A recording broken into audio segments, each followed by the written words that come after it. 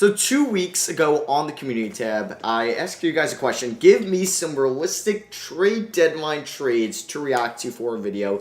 I decided to make this a couple weeks later to let the trades marinate. This was before a couple of rumors came out, so we'll see if anybody had some really good ideas. We have 70 comments, so I'm just going to sort it by the best first, or the top comments, that's what I meant. And we're just going to be reacting to a ton. Once it starts getting repetitive and we see a lot of duplicates, then I'll probably end it there. So I apologize if I don't get to your trade. But thank you to the 70 people that did comment here. So yeah, if you guys enjoyed these videos, feel free to drop a thumbs up. If not, you don't have to at all. I'm hoping the trade deadline starts to pick up. It's in 9 days. Yeah, I'll definitely be, I think, live streaming on the 10th, probably at like 1 o'clock for the 2 hours leading up to the trade deadline, which I think I did live stream for the trade deadline last year.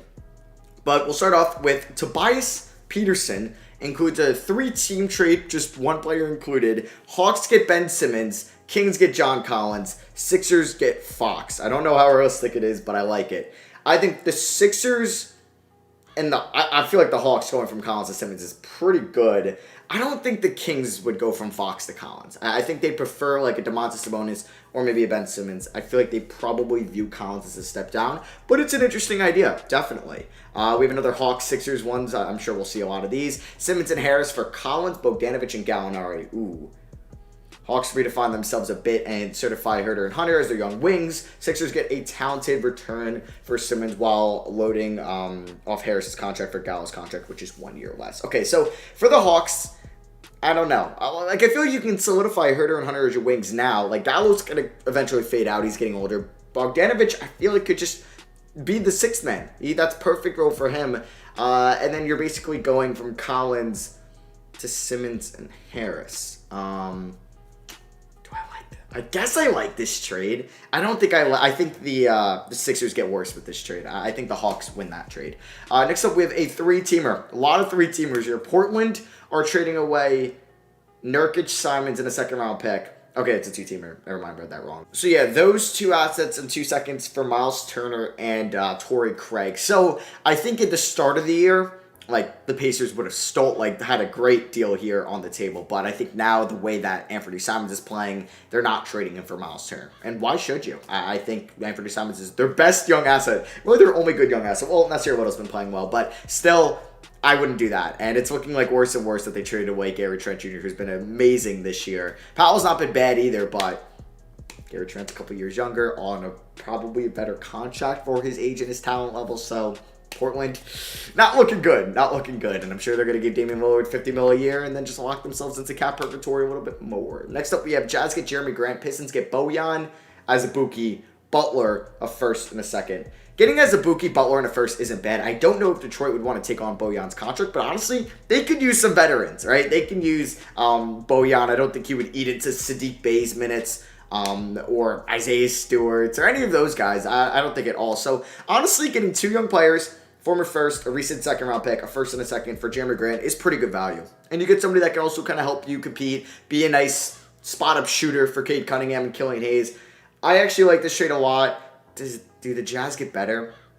I think maybe, like, you try this with Ingles because he's out for the year. And then you can have, like, Conley, Mitchell, O'Neal / Bogdanovich, Grant, Gobert. That could do something for the playoffs. I think keeping Bojan would be huge for them to have like Bojan or O'Neal and along with Jordan Clarkson off the bench. So I think that would maybe make more sense for the Jazz. I'd rather give up Ingles than Bojan. But for the Pistons, it's not a bad return for Jeremy Grant, who is not going to, I mean, he might re-sign, but he wants $100 million. I don't know if I would give him that personally. Kings receive Kyle Anderson, Tyus Jones, and a 2023 second for Harrison Barnes. So for the Grizzlies, they have so many guys. They just don't have enough minutes for the amount of depth they have. So this clears up a little bit of minutes there. Barnes is a great player. Kyle Anderson's a free agent. Who knows if they were even going to resign him. I mean, they just drafted Zaire Williams. They have other wings like Desmond Bane, Dylan Brooks that are already getting kind of those 3 minutes that before they have Jaren Jackson Jr., Brandon Clark, Tillman. They have a bunch of bigs as well. So I think they could afford moving to Kyle Anderson. So I think it's, do you want to give up Tyus Jones? Are you comfortable with having D'Anthony Melton be the backup point guard, which I think you could be perfectly fine with. So, and the way Desmond Bane is playing, like you have him and Brooks. When Brooks gets back healthy, you can have Barnes. Zaire Williams was playing a little bit more now. So, yeah, I don't mind this trade for either team, honestly. Shout out to TPM Gaming. Not a bad one. Okay, this one is a 2-teamer. Nope, it's a 3-teamer. So the Hornets are getting Daniel Gafford. Wizards are getting LeVert and Torrey Craig. Pacers get KCP and Book Knight. I don't think I'd be willing to give up on Book Knight right away for Daniel Gafford. I don't think I would do that. The Wizards would basically be trading Gafford and KCP for LeVert and Craig. I don't know. Like, they have Bryant, they have Gafford, they have Montrezl Harrell, and maybe Harrell's the best one out of the 3, but I prefer to keep Gafford over the other 2, so I don't really like this trade for the Hornets or for the Wizards. For the Pacers, I mean, I would trade LeVert and Torrey Craig for KCP and Book Knight 100%, Book Knight, but I don't know. LeVert's value is going to be weird for his contract and the way he's been playing this year, and I think the Pacers are going to overvalue him completely. Next up, we have a 3-teamer. Or no, we have 2 trades from Chronix Gaming here. Dario Saric, Jalen Smith, and a future second-round pick for Thaddeus Young. I love that. I feel like, I mean, they declined his team option, so maybe the Spurs would work out a contract. He's been playing some more minutes this year, Jalen Smith. He wasn't playing bad when they had DeAndre Ayton out. But this is a good trade, I think, for both teams. I mean, the Spurs are not making the playoffs. You might as well get a young player in a second for Smith. Sarge is in there. He's not playing this year with the torn ACL, so he's just there to fill salary up. And then he has another one, Patrick Williams, Derrick Jones Jr., and the Portland first-round pick they got for Markkanen for Jeremy Grant. I like this. I honestly don't think you should give up, or you have to give up a first-round pick and Patrick Williams. I think Patrick Williams should be enough. He was the 4th overall pick last year. He's had some injuries. And then obviously maybe going into the offseason, people thought, okay, Patrick Williams is going to be like the 2nd, 3rd option next year behind Vucevic and Levine. But then they get Lonzo Ball. Then they go out and they get DeMar DeRozan, who's been playing so well. So Williams was kind of on the back burner. And I think Patrick Williams should be enough. I think that's a good return. And I think Patrick Williams can still be a really good player in the league.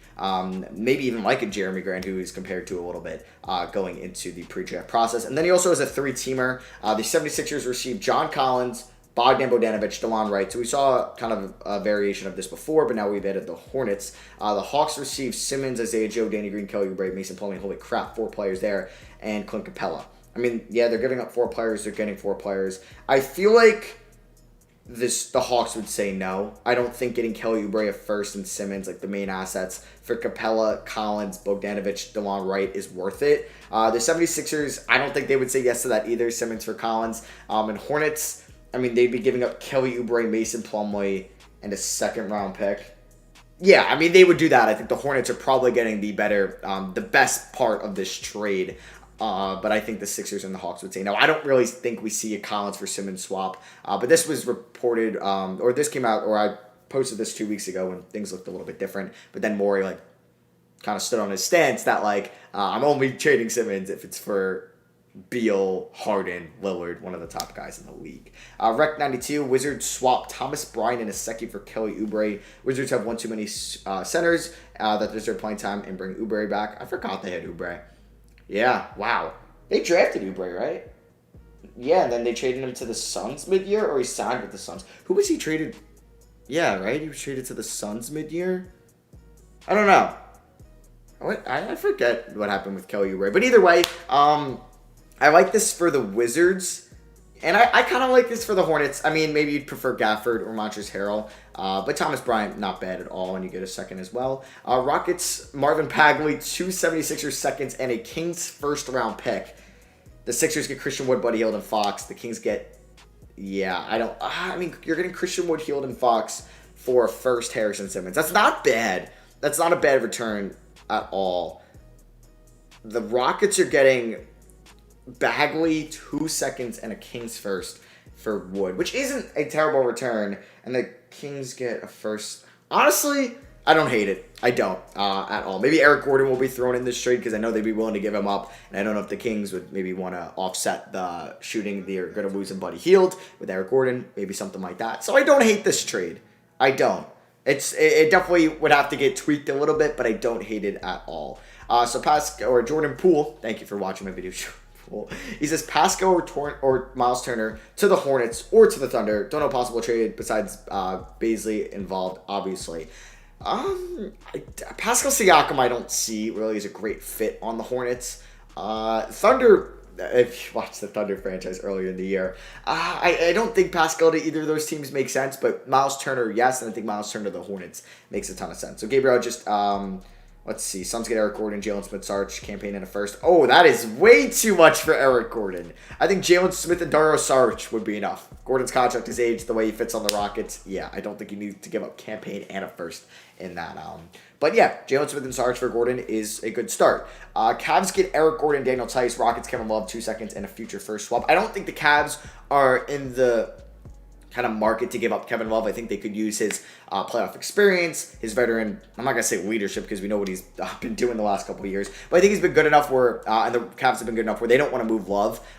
They want to kind of solidify their bench for the playoffs. And with Rubio out, I think Rubio could be something for Eric Gordon, definitely. I mentioned it on the video yesterday.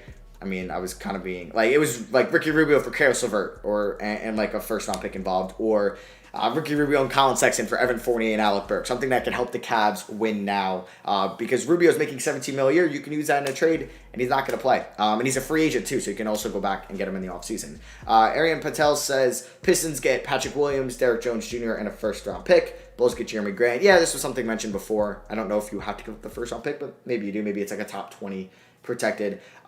Bogdan Bogdanovic, Jalen Johnson, Skylar Mason, 3 firsts for Brandon Ingram. I don't think the Pelicans would really be in the market to trade Brandon Ingram, and if they were, it's probably for a bigger name than Bogdan Bogdanovic, Jalen Johnson, and then those 3 firsts, which might not even end up being good first-round picks. Timberwolves trade, nice. Eric Gordon, David Nwaba going to the Timberwolves for Torian Prince, Jake Layman, and 2024 first. I could see that, but there has to be a heavily protected asset on that first. I think maybe you take out Layman, put in Josh Okogie, maybe throw a protection where it's like top 20 protected every year, and then if it's not, if they're a team that's a good playoff team and their picks 21 to 30, they can get it, but for 5 years they'll eventually go to 2 seconds. Something that's like heavily protected, because I don't think Eric Gordon's value should be that high. Tobias Peterson mentions Sexton and Rubio for Levert and Craig. Kind of something I mentioned in yesterday's video. I don't know. Would you rather have Alec Burks, Evan Fournier in the Dallas pick? Probably than that, and I would love that for the Knicks. But the Hornets, Miles Turner or Sabonis. Pacers get Hayward, Washington, and a few firsts. I don't think the Pacers would say yes to that. And then we'll do the final one here involving the Warriors, our first Warriors one from NBA. Warriors get Domantas Sabonis, Pacers get Wiseman, Kuminga, and 2 seconds. There would need to be, I think, a little bit of salary filler. I don't know if it's like Kevon Looney or somebody else in that. I don't know. I think it's an alright return for Sabonis. I know the Warriors didn't want to move Wiseman or Kuminga at the deadline, but you got to say yes to this, right? I mean, your front court spacing isn't good with Draymond, who's not the most consistent three-point shooter, and Domantas Sabonis, who also isn't the most consistent three-point shooter. But you have Splash Bros, you have Wiggins. I don't know. Let me know what you guys think of that one down below. But yeah, thank you to everybody that offered some trades. Hopefully, if I didn't mention your comment, something was like a variation of that, so you kind of already got the idea of how I would have answered it. But thank you for watching. Hope you guys did enjoy. Drop a like if you did. I'll probably have a little bit more trade deadline content coming out for you guys over these next couple of days, and then I'll do a reaction to probably every single notable trade at the deadline. I'll definitely be live streaming on the main channel on February 10th, a week from Thursday, so you can be on the lookout for that. Thank you for watching. I love you guys. I'll catch you on the next one.